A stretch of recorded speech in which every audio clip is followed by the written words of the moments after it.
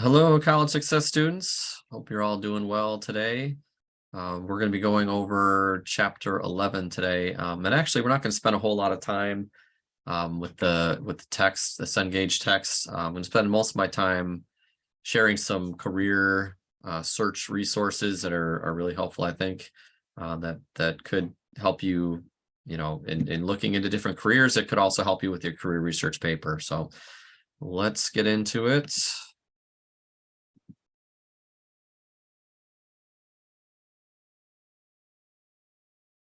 All right. From the book in section 11.2b, there's this figure 11.2, and I think it's helpful just to understand the different subject areas that you could encounter in a college setting. These are not really career areas. They're not specific jobs. These are just the different subjects that you could take. Many of them you're familiar with. You've been doing math your whole life, and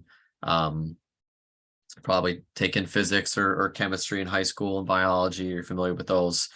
Some of the more, maybe a little more obscure subjects that maybe we're not so familiar with. Just talk real briefly about psychology, sociology, anthropology, political science. And the phrase here, the circle of learning, is really showing how these different topics are connected. So if you get into the sciences, the physics, the chemistry, the biology, biology is the science of living organisms. So those organisms, they don't just exist in our world. They think, they behave, they interact. So that leads to the study of psychology, which looks into some of those topics. And those, human beings, in terms of those interactions, they interact with other individuals, in groups, in families, in cultures, in societies, in communities. And that's what you'd study in the subject of sociology. You hear that word social as kind of the root word of sociology. And you can also study units of living beings throughout time and in history, and across different cultures. So anthropology is really basically sociology with a historical context. So you're studying different cultures, different social groups, and ancient cultures from the past, and how that's changed over time. That's anthropology. And those groups, those cultures and societies, countries, nations, they're set up and organized by people who live and work together and govern themselves and set up structures and order. And that's what the subject of political science gets at. So those are some of the subjects that you're going to run into in college. And again, these are typically, you're not going to just get a major in one of these areas and do this as in your career. That's maybe what a college professor would do, someone who's doing research, but you're going to take some of the courses in those areas, towards your specific career focus degree. All right, same section in the book, section 11.2b, talks about the 4 Ps. And this is a really, really helpful exercise to kind of go through mentally and to think through in terms of your career and the kind of job that you want to get. Does it fit the 4 Ps? Okay, the 4 Ps are passion, purpose, practicality, and promise. Okay, I'm going to go through those real quick, and we'll kind of go through a couple example jobs and how they might fit into the 4 Ps. So passion. Passion is you love it. All right. So, you really love soccer or volleyball or football, and you're just so passionate about it. You love watching it. You love playing it, thinking about it, talking about it. Okay. So you love it. All right. Well, the other P's, purpose, the world needs it. So, those sports, actually we kind of do. We need that to find fulfillment and enjoyment, interaction with other people. We love those sports so much that we're willing to pay lots of money to go see experts and pros play those sports. The next P, practicality. You can get paid for doing it. Okay, so sure, if you're really passionate about soccer or football, basketball, any of those sports, you could potentially be, cream of the crop, one of the best and best of the best, and make a career out of that. Very few do. Okay, so practically speaking, using that term there, it's not a very feasible career to go into, because so few end up, on that biggest stage, being able to make money and make it a career. And then promise is something that you don't just really enjoy it, you're actually good at it. You've got skills. And so, these three or these four areas are really important to really all fit together to pursue a career. If you have 3 out of the 4, it's probably not going to work out long term for you. Here's an example. Let's say that your goal is you really love science, love chemistry or biology or whatever it is, and you're really good at it, and your goal is to be a teacher. That's your passion. You like science, but you want to teach it. You don't want to do research. You don't want to be a doctor or someone else in the health career field. You want to teach it. And so that's your goal. Does it fulfill those 4 areas? You love it. Yep, you do. You're good at it. You're good at the subject. You're good at teaching and communicating with young people. You can get paid for doing it. Yes, you can. You can get a job in that area.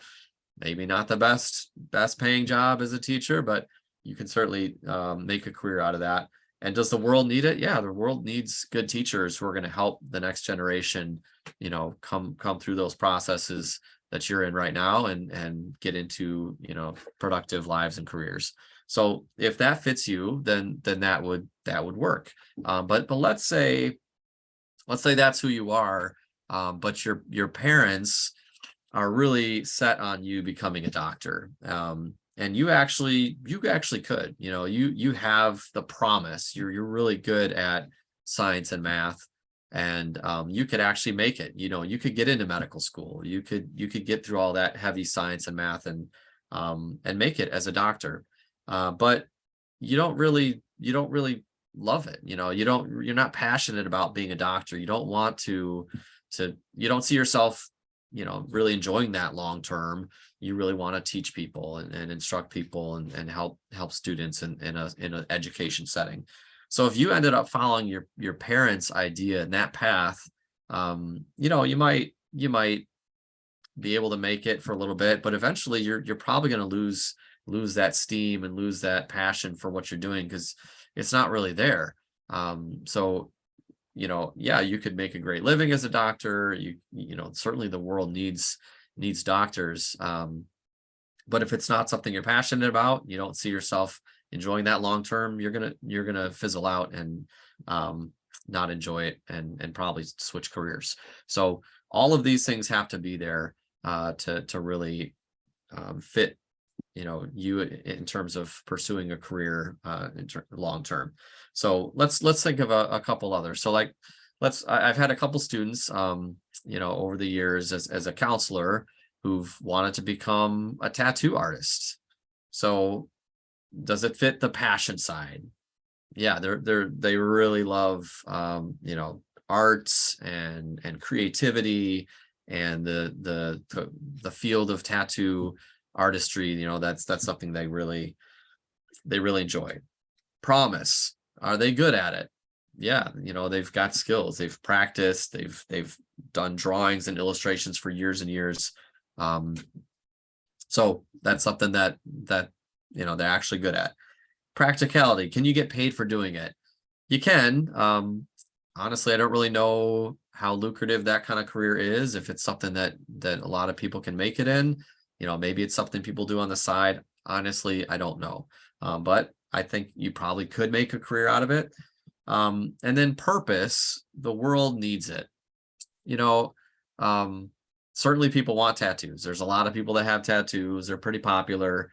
So yeah, there's a sense that yes, the world needs it. Could the world do without tattoos? Absolutely. It's not a necessity. It's not something that one must have to survive in this world. So, it doesn't fully fit that, but certainly there are people who really get enjoyment out of that, and they can, be creative and unique, and have their own um, stamp on life with that tattoo. So, you can argue that, but you can see how you can go through these four areas and kind of think through um, whether things could fit you or not, and if it's a good career for you. More often, I have students who they go through things, and they have looked up careers online, and they see that computer scientists, software engineers, or dentists, pharmacists, doctors make lots of money, and they're like, okay, I want to be an anesthesiologist because they make 400,000 a year, and I want to go into medicine. So does it fit the passion? Yep, they really are interested in it. They're excited about that. Does the world need that? Does the world need anesthesiologists? Yes, absolutely. People need surgery to save their lives, and they need anesthesia for that. Can you get paid for doing it? Absolutely. You can make really good money as an anesthesiologist. The promise side, are you good at it? That's what a lot of students, kind of start hitting walls. Okay. They may have been able to handle high school biology and chemistry, and the high school level math.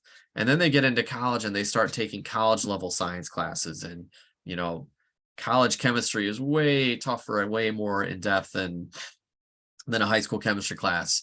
Same in biology and physics. And, they take organic chemistry and calculus, and they start to realize, man, there's a lot of requirements for this career, and it's just really tough for me. And I don't know if it's something I can do and actually make it, into medical school. So that often is kind of a deciding factor, unfortunately, for a lot of students, is they just can't cut it in some of those coursework requirements, and it ends up leading them to change careers. And that's fine. There's certainly some disappointment in that. And that's a normal progression that students go through. But thinking through these things early and often, and looking at these four areas and being honest about it, really being honest with yourself and reflecting on who you are, and your skills, your passions. How are you going to find fulfillment in serving in this kind of role to help society in our world?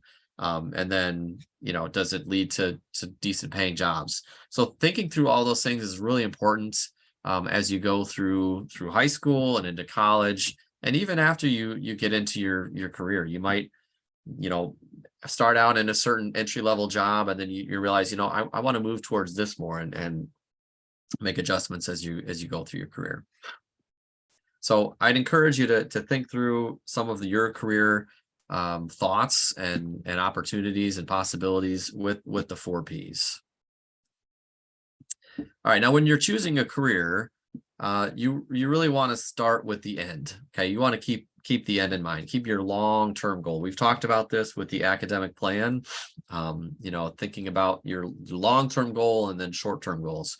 So, the long-term goal is what's the actual specific job that you want to have when you're completely finished with all your training and education. That doesn't mean college. Doesn't have to be college. It could be an apprenticeship, in a skilled trade. It could be a certification program or a specialized school. If you want to be a pilot, or a plane mechanic, there's special schools for that. You don't need a college degree for some areas. But what's the job that you want? Think through that. When you have that kind of nailed down, or at least as a general area, then you start thinking about, okay, so what college major or certification or training do I need to be able to get into that field? So you got to think through the job first, And then, okay, what does it take to get into that career? What training do I need? And almost every career that's kind of worth pursuing is going to require some training. And again, it might not be a college degree. It could be some other training program or apprenticeship. So think through that. Based on that, okay, where are you going to go to get that training? What is there a college you're going to attend, a training program, again, an apprentice program, a community college? Where are you going to attend to get that training, to get that degree that you need? And then once you have that figured out, that's when you look at the specific coursework from semester to semester that you need to finish and complete in order to get that degree that leads to that job. That was part of the academic plan assignment, was to think through all that. So that's really one of the, why you do that assignment, is because it's important to know, based on your long-term goal, how you're actually going to get there. So we're going to take the rest of the lecture time here and look at some different online resources where you can actually do some of this research into various careers. Also, your discussion question for this week will be based on this idea of, what kind of job you want to go into, what do you know about it, what are the specific job activities you would do in a typical day. So that's going to be your discussion question for attendance purposes for this week. Okay, so the career search resources we're going to look at are My Talent Pathfinder. That's a Michigan Department of Ed resource, and we'll take a look at that. And also Career One Stop. Career One Stop, we'll take a brief look at that site. We're going to take a more extensive look at that next week. So you see the links there. You could just Google, if you want to find a My Talent Pathfinder or Career One Stop, you'd find them pretty quickly. But we're going to go to those sites. I've got them already pulled up here. So this is Pathfinder. Again, it's a Michigan-based site, and it's, I just looked at it, when I was preparing for this, and it's been updated, so this is something that the state of Michigan updates and tries to keep as current as possible. So you can literally just type in a search for a specific career that you're interested in, and a lot of different areas will pop up. So for our purposes today, I'm going to look at we're going to look at computer info systems managers.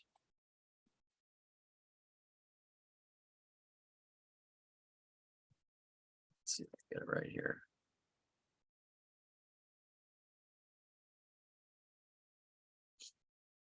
All right, so computer and information systems managers. This might not be an area that you're familiar with. So you go to that, and again, there's just hundreds of different careers you can search in this site. It's a very handy site. You can find a ton about it. So, the first thing that a lot of people want to know is, what kind of money can I make in this career? So you see the wage range here, and these numbers here, the 82,000, that's the 10th percentile, which means that if that basically 90% of people in this career are making 82,000 or more. They're greater than 10% of people in this career. And then the 194, that's the 90th percentile. So if you're making 194,000 in this career, you're making more than 90% of other people in that career. And then 128,000 or almost 129,000, that's the median value. So that's, you're making more than 50%, the lower 50%, you're making less than the top 50%. So this is a really lucrative career, a very, very well-paid job, and a pretty high need area. Every single company has computer systems and software and programs that they have to use. And people in this role are in a management position. It's not something you could get right out of college. Okay, this is not something you would get a college degree and then jump right into this. You'd have to work your way up in a company to get to this type of job. So after you choose your career, you're going to find a little bit of information about it, and then you're going to look at the field. Okay, the degree. What degree could you get that could lead to this type of job? So you look at the different fields. It shows a business management type of degree. You can add, this is a business type degree where you're managing people, and you're making decisions for a company in a business setting. You could also go into computer and information science. So people who have the tech background, you're probably going to need a little bit of both, a little bit of the tech background and a little bit of the management skills as well. So let's choose the computer information science degree. So once you choose that, then you go down and it says you're going to choose a school. So again, it says the Michigan-based site. So all the schools are going to be Michigan-based schools. So you can search through here. All of these schools have degrees that could lead to, programming, computer science, that you could possibly get into that field towards information systems manager. So I went to Michigan State, best school in the world. So we're going to go to Michigan State here. All right.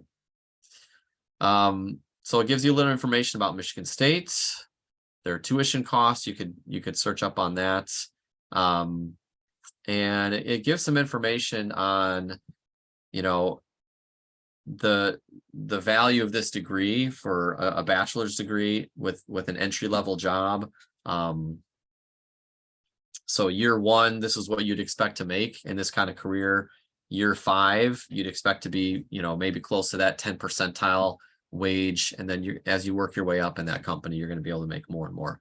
And then it's compared to the state median wages there. So if the statewide average salary is 39,000. So you can see here, you're making almost twice that in just year 1.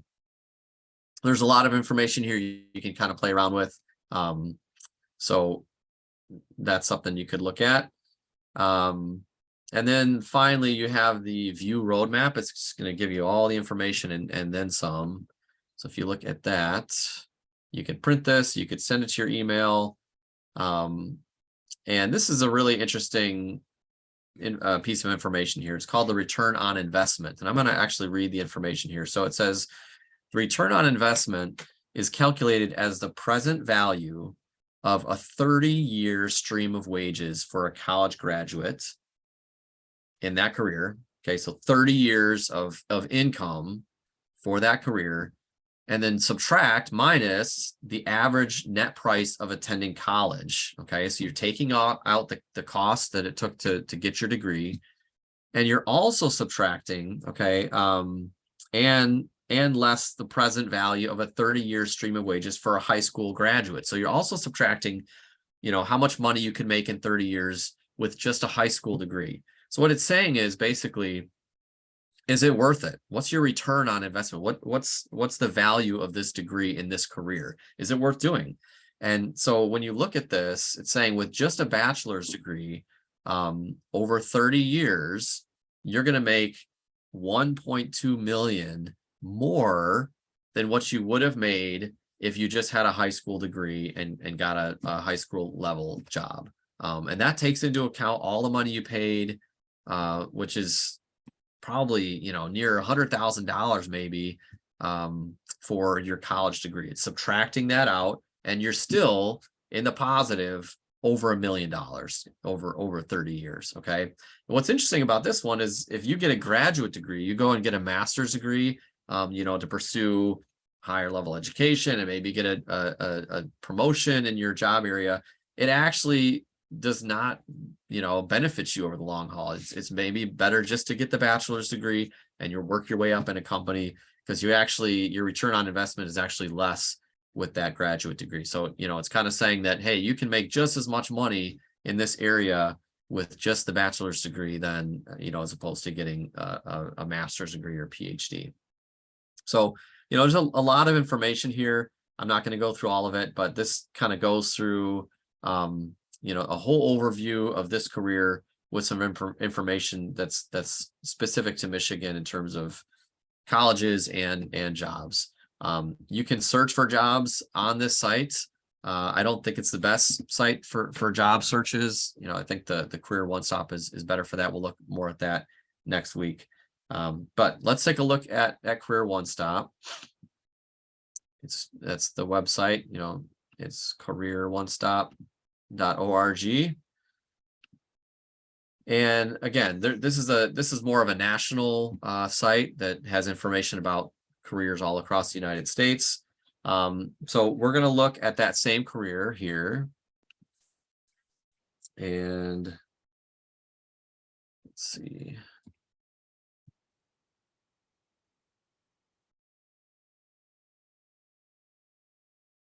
All right, so there it is. So computer information systems managers. Let me stop sharing because I'd like to show a video. So one of the nice things about this site is you know, you all are young and you might not know that much about what these jobs are about. So there are like little 90-second videos for all the careers in this on this site, and you can just get a quick little glimpse of what the career is all about. So we're actually going to watch this video in a minute and 20 seconds. More than ever before, decision makers at all levels rely on having the information they need right at their fingertips. Computer and information systems managers, also called information technology or IT managers, do the work of making information accessible. IT managers keep computer systems working properly and efficiently. They determine a company's computer needs, create project budgets, and work with senior management to put the necessary resources in place. These managers develop computer networks and set up internet and intranet sites, ever mindful of future needs and of securing the organization's data. IT managers oversee training programs and handle technical problems, often under high stress and tight timelines to avoid system failure.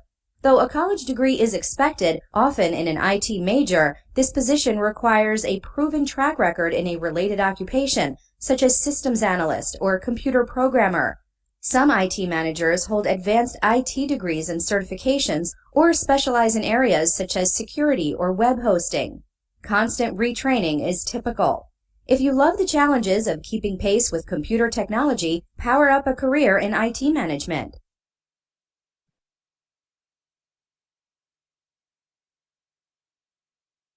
All right, so you know that gives you just a real quick glimpse of what that job entails, what it looks like. And you know, maybe you've had some careers that you're interested in, and you go to this site and you do some more research and get some more information. You're like, you know what, that's not actually what I want to do. So I'd highly encourage you to spend some time you know, on these sites. And let me share again.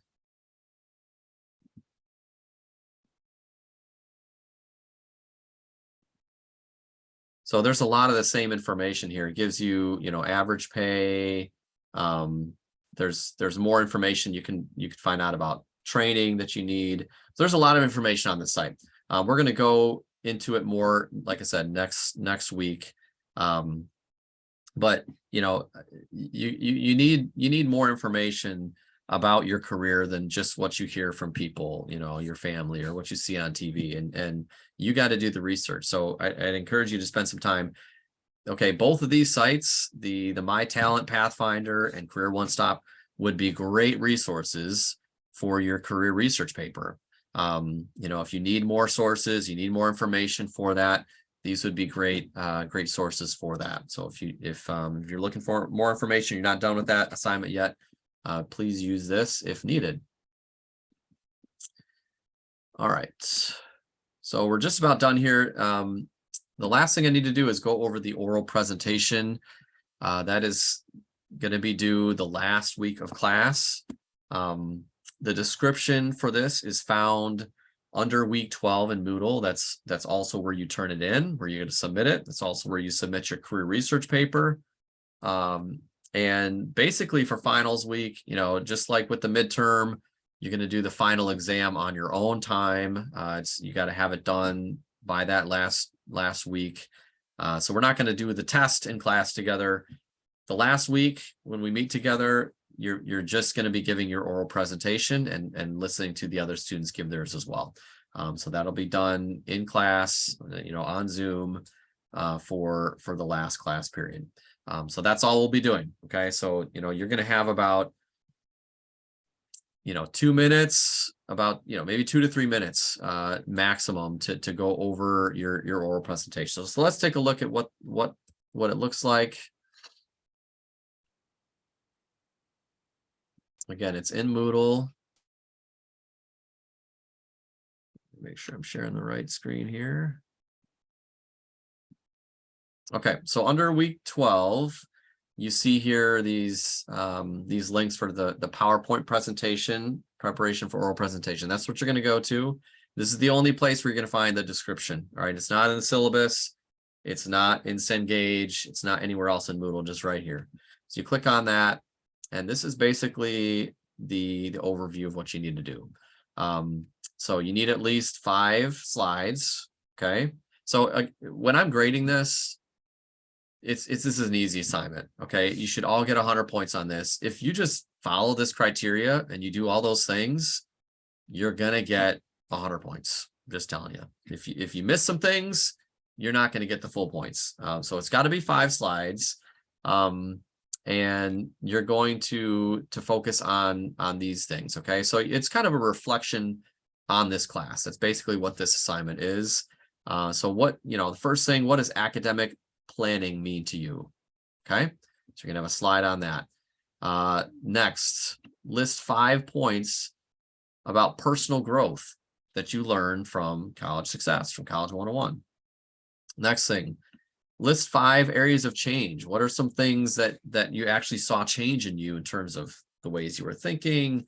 Maybe you changed your mind about a career. Maybe you changed something about your study habits, or things related to the content in this class. Now, I understand that B and C are kind of similar. So you're going to just have to come up with more specific things that are based on change here. And then point B here is about personal ways that you grew. All right. Letter D here is describe 5 ways that college success influence your personal life, your academic life, your relational life, and other areas. You don't need 5 for each. All right, you need 5 altogether. So you could do, maybe 2 for your personal life, maybe 3 for your academic life. Well, that'd be 5 already.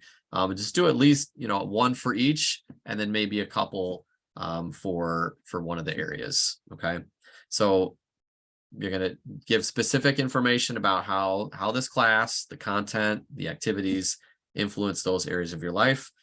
And then lastly, you're going to describe your continued academic growth plan. Okay, so after all the things you learned here and all the activities and the reflection and thinking that you did in this class, and the career research paper is a big part of this. What are you going to pursue right now? What's your continued plan towards your academic and career goals, based on all the things you've learned and some of the things that you've thought through for this class. All right, so A, B, C, D, E, that's 5 different areas. You can basically do one of those areas on each slide. If I see those things and I see that you cover those, you have 5 points on this, the slide B, 5 points on slide C, 5 points on slide D, and you covered all of them, you get 100 points. All right. So not real difficult. I don't think this will take you that long. You can certainly use your PowerPoint, Google Slide skills to make it engaging and creative. But I'm really just looking for this content. Okay. All right. So that is basically it for this week. I will send out another video with the assignment expectations for this week. But if you have questions or comments, please reach out to me and I can address those individually. Have a great week.